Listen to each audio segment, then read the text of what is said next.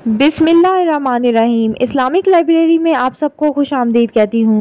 बहुत सारे लोग जो मेरे चैनल को देख रहे हैं, जिन्होंने अभी तक सब्सक्राइब नहीं किया, मेरे चैनल को सब्सक्राइब करके मेरी हौसला अफजाई करें और बेल आइकॉन को ज़रूर क्लिक कर दें ताकि मेरी आने वाली वीडियो से बाखबर रह सकें। हुजरा मुबारक पर पहले कोई गुंबद नहीं था, सिर्फ कद आदम के बराबर ईंटों से हुजरे को घेर दिया गया था।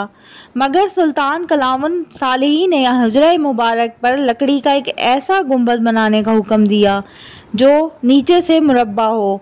उसके बाद उसके ऊपर लकड़ी और शीशे की तख्तियां बनाई गईं।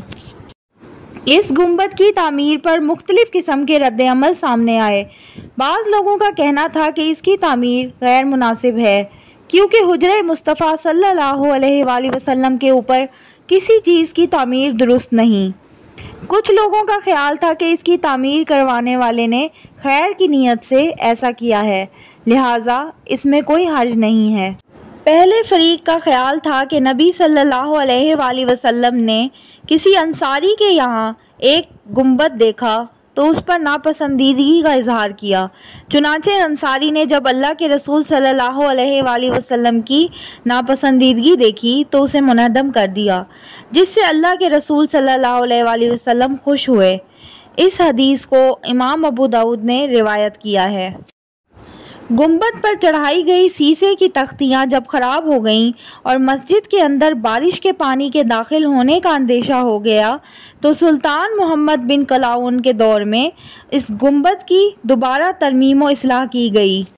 इसके तकरीबन एक सदी बाद सुल्तान अशरफ शाबान के दौर में गुंबद की मुरम्मत कराई गई।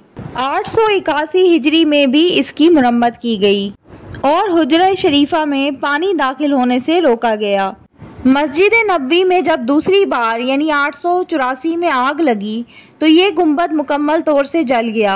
उसके बाद 892 में सफ़ेद गुंबद की तामीर कराई गई, लेकिन जब उसमें भी दरारें पड़ गईं तो उससे भी ज़्यादा मजबूत गुंबद तामीर कराया गया।